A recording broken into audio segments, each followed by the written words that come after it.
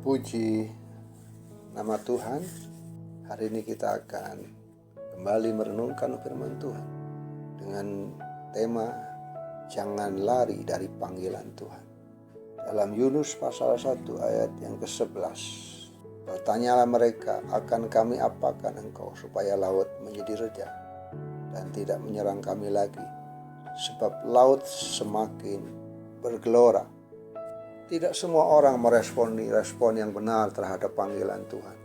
Malah lebih banyak dari kita yang justru lari menjauh, menghindari panggilan itu. Karena memenuhi panggilan Tuhan berarti harus keluar dari zona nyaman kita dan siap mengalami masa-masa yang sulit dengan segala risiko yang ada.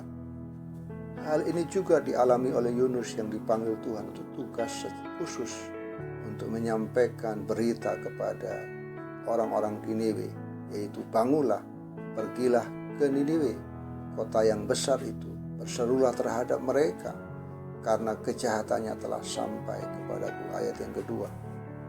Tetapi reaksi Yunus justru bertolak belakang. Justru ia bersiap untuk melarikan diri ke Tarsis jauh dari hadapan Tuhan. Yunus berpikir dengan melarikan diri berarti urusannya sudah beres. Melarikan diri jelas bukan pilihan yang tepat, justru akan membawa konsekuensi yang berat.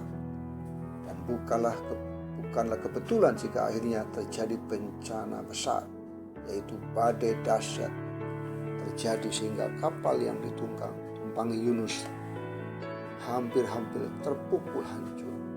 Kejadian demi kejadian yang dialami menyadarkan Yunus bahwa ia tidak punya pilihan lain selain harus taat mengerjakan panggilan Tuhan dalam kehidupannya.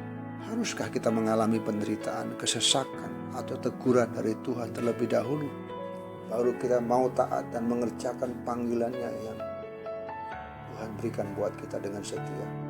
Lari dari panggilan Tuhan bukanlah suatu jalan keluar. Daud juga mengalami pengalaman hal ini. Dia berkata, kemana aku dapat pergi menjauhi rohmu? Kemana aku dapat lari dari hadapanmu?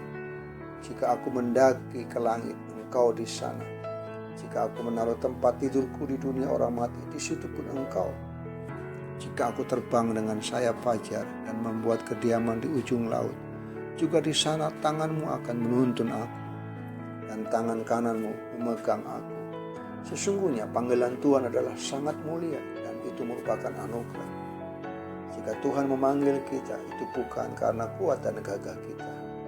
Namun yang Tuhan cari adalah orang-orang yang memiliki hati yang rela dan mau dibentuk untuk menjadi alat bagi kemuliaannya.